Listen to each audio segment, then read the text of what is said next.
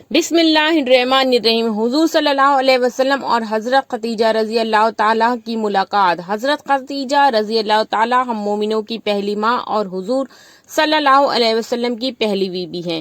حضور صلی اللہ علیہ وسلم نے اپنی بیویوں میں اگر کسی سے سب سے زیادہ محبت کی ہے تو وہ ام المومنین حضرت خدیجہ رضی اللہ تعالیٰ سے کی ہے۔ حضور صلی اللہ علیہ وسلم حضرت خدیجہ رضی اللہ تعالیٰ سے اتنی محبت کیا کرتے تھے کہ آپ کے وصال کے بعد بھی حضور اکثر آپ کو یاد کیا کرتے تھے، اور کسی بیوی سے آپ صلی اللہ علیہ وسلم نے اتنی محبت نہ کی تھی جتنی آپ صلی اللہ علیہ وسلم حضرت خدیجہ رضی اللہ تعالیٰ سے کرتے تھے۔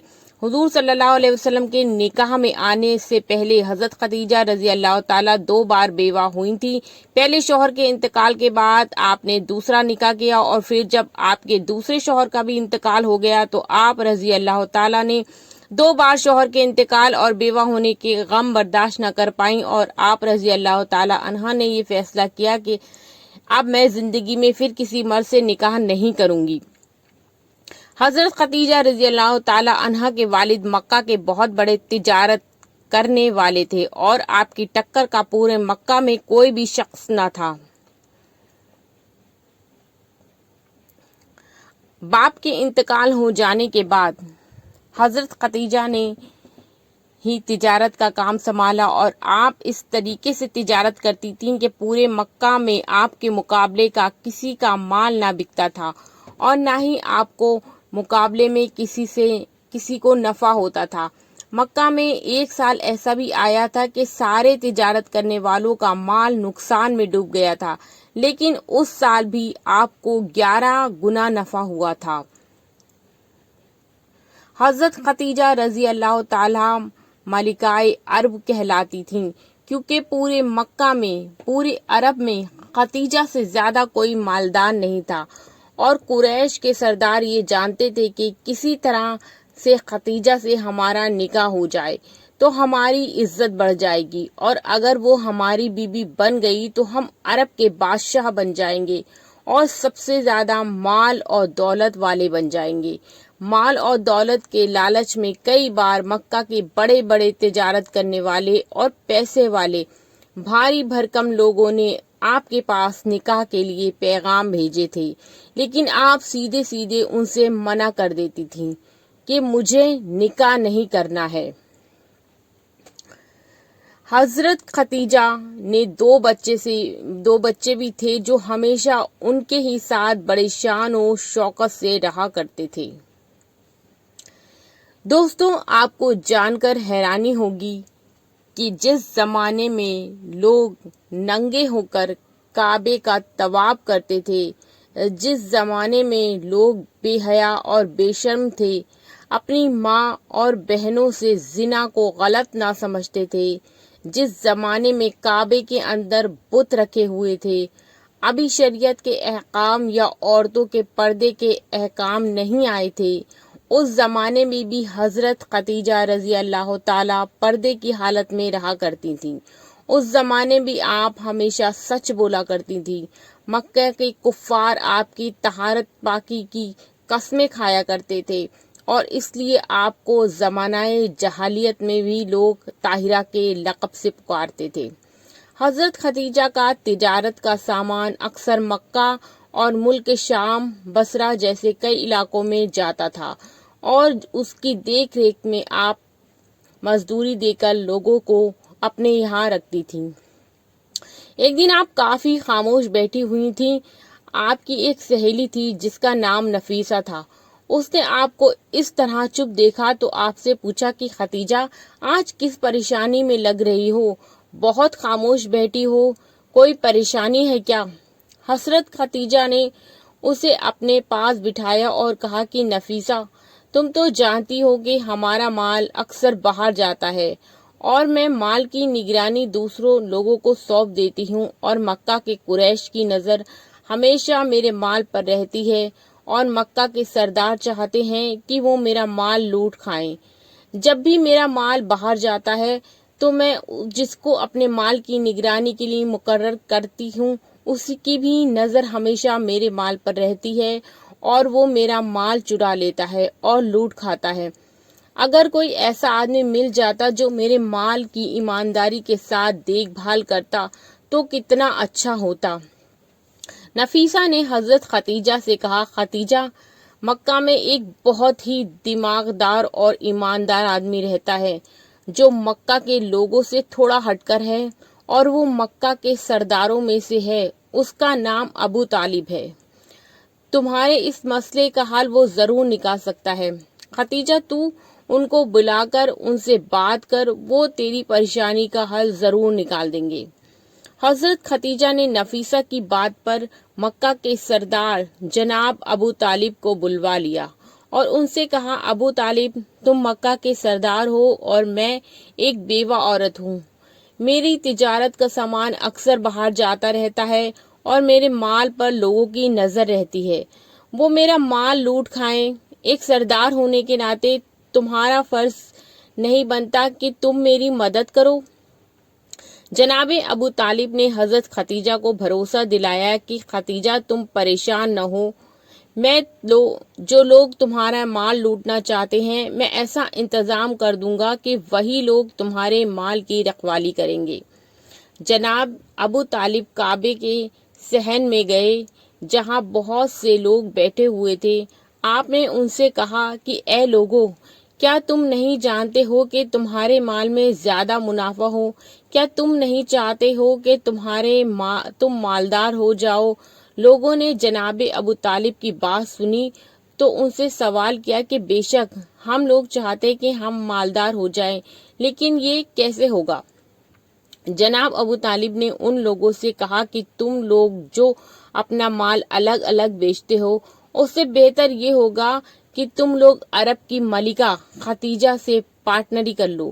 ابو طالب کی یہ بات سن کر لوگ ہنسنے لگے اور کہنے لگے، آپ کیا ہماری غریبی کا مذاق بناتے ہیں؟ ہمارے پاس اتنا مال کہاں ہے کہ ہم عرب کی ملکہ کے ساتھ پارٹنری کریں؟ جناب ابو طالب نے ان سے کہا، ضروری نہیں ہے جتنا مال ختیجہ لگائے اتنا ہی مال تمہیں لگانا ہے، بلکہ تمہارے پاس جتنا مال ہے اتنے مال کی پارٹنری تم ختیجہ کے ساتھ کر سکتے ہو، اور اتنے ہی مال کا نفع بھی وہ تم کو دے دیں گی۔ یہ تمہارا مال بھی جلدی بکا کرے گا اور منافع بھی بہت ڈھیر سارا ہوگا۔ وہاں کھڑے لوگوں کو یہ بات بہت پسند آئی اور انہوں نے جناب ابو طالب سے کہا کہ ہاں، اگر ایسا ہو جائے تو بہت ہی اچھا ہوگا۔ جناب ابو طالب نے ان لوگوں کی بات ملکہ ختیجہ سے طے کرا دی اور پھر ان سے بات جس کے پاس جو بھی مال ہوتا وہ ختیجہ کے مال میں ملا دیتے تھا، اور جب مال بیچنے کے لیے قافلہ جاتا تو وہی لوگ جو مال لوٹ لیا کرتے تھے وہ آپس میں کہتے تھے کہ اب یہ مال صرف ختیجہ کا نہیں رہا بلکہ اب اس میں ہمارا بھی حصہ ہے، تو دھیان سے کوئی مال کو چوری نہ کر پائے۔ اگر اب اس مال میں سے کسی نے آنکھ بھی اٹھا کر دیکھی تو اس کی آنکھ نکال لیں گے، کیونکہ یہی لوگ پہلے ختیجہ کا مال چرایا کرتے تھے، اب یہ خود ہی ختیجہ کے مال کی دیکھ بھال کرنے میں لگ گئے تھے۔ اس طرح سے جناب ابو طالب نے اپنا دماغ کا استعمال کرتے ہوئے حضرت ختیجہ کی یہ پریشانی دور کر دی۔ حضرت ختیجہ جناب ابو طالب کی اس عقل مندی پر بہت خوش ہوئیں اور مسکراتی ہوئی کہنے لگیں، ابو طالب، تم نے میرا مال مکے تک تو محفوظ کر دیا، لیکن میرا مال صرف مکہ تک ہی نہیں بکتا بلکہ میرا مال شام جاتا ہے، بصرہ جاتا ہے، یمن جاتا ہے۔ وہاں میرے مال کی دیکھ بھال کون کرے گا؟